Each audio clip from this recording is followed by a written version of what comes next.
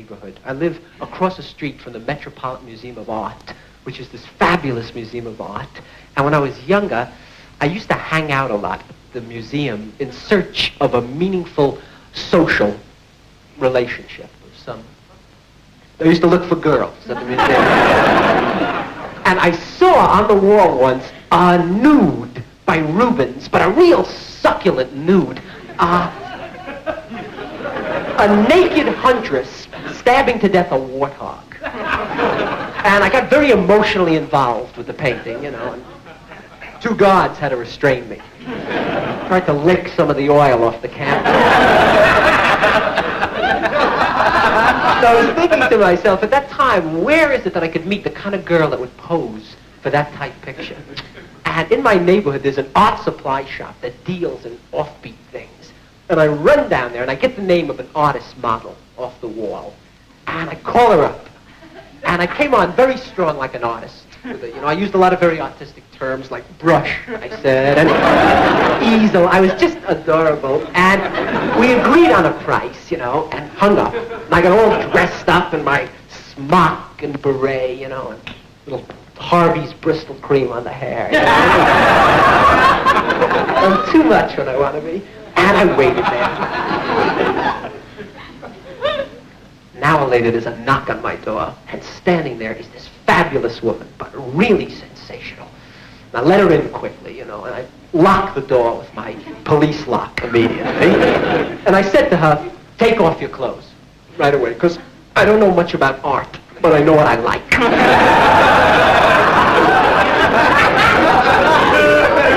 She took off everything, very professional, and posed. And I began to shake, you know. That's my thing, I shake all the time. I'm not good in those kind of situations, you know. I'm perspiring audibly, you know. She's standing there in front of me, majestic. And I took my piece of paper and my charcoal pencil, and I went up to her, and I got into a little trouble with her because I tried to trace her.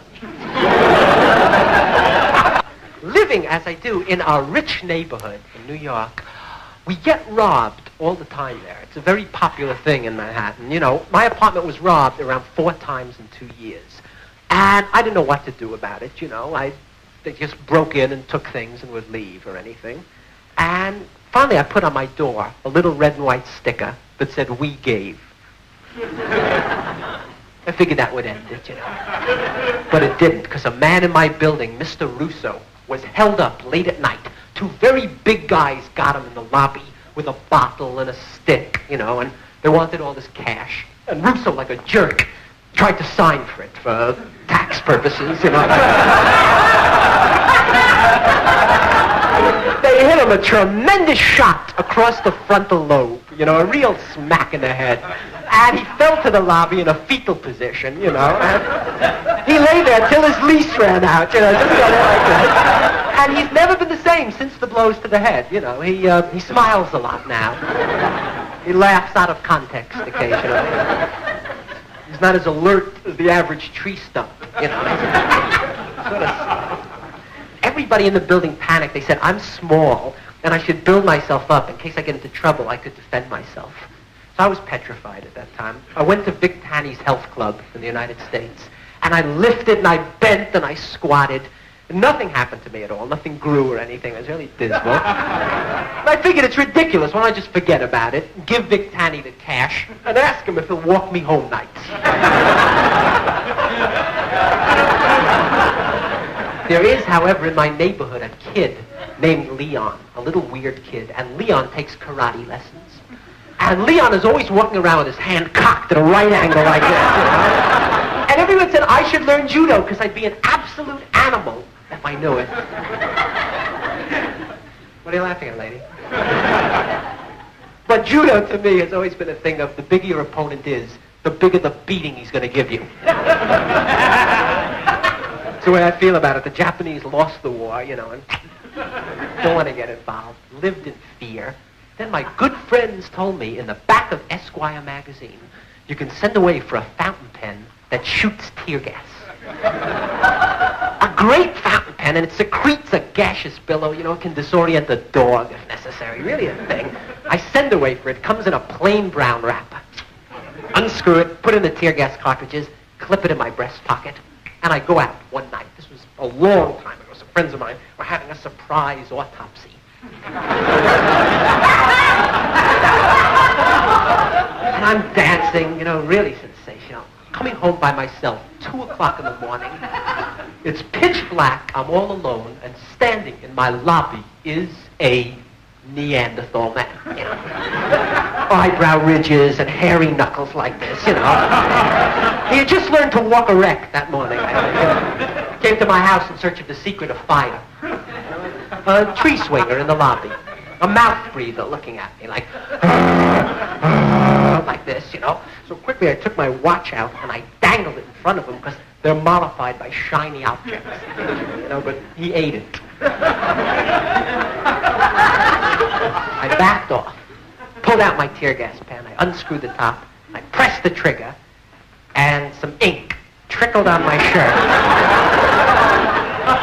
And I made a mental note to call Esquire and tell them that I'm standing in the lobby, 2 o'clock in the morning, with the product of a broken home, I had a fountain pen in my hand. I tried writing on him with it, He came for me and he started to tap dance on my windpipe. Very quickly I lapsed into the old Navajo Indian trick of screaming and begging. He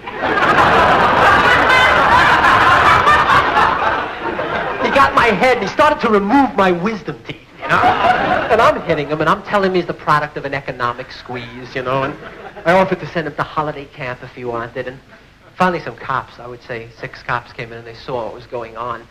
And they took his side.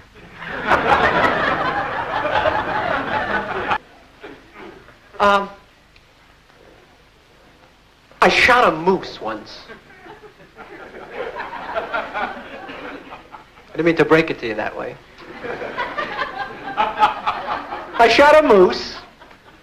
Was hunting upstate New York in the woods. I tied the moose onto the fender of my car, and I drove back home.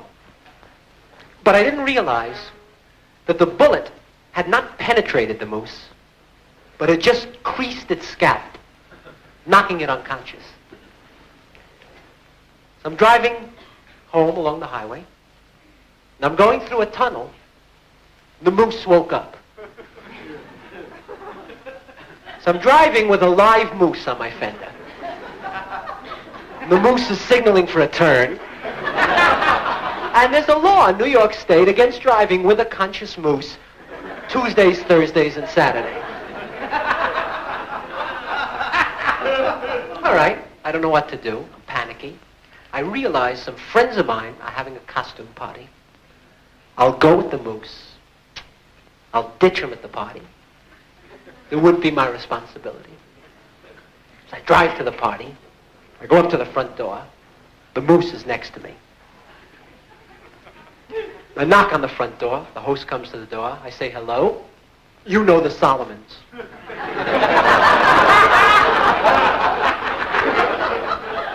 We go in. The moose starts to mingle. Goes to the buffet table. Some guy tries to sell him insurance. The moose is doing great, meanwhile, He scored. 12 o'clock comes. They judge who's got the best costume of the night. First prize goes to the Berkowitzes. A married couple dressed in a moose suit.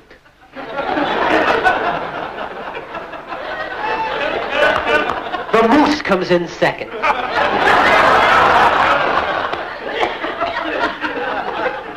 The moose is furious. He and the Berkowitzes lock antlers in the living room. They knock each other unconscious. Now I figure I'll get rid of them for good. I pile them on the fender and speed up to the woods. But I got the Berkowitzes.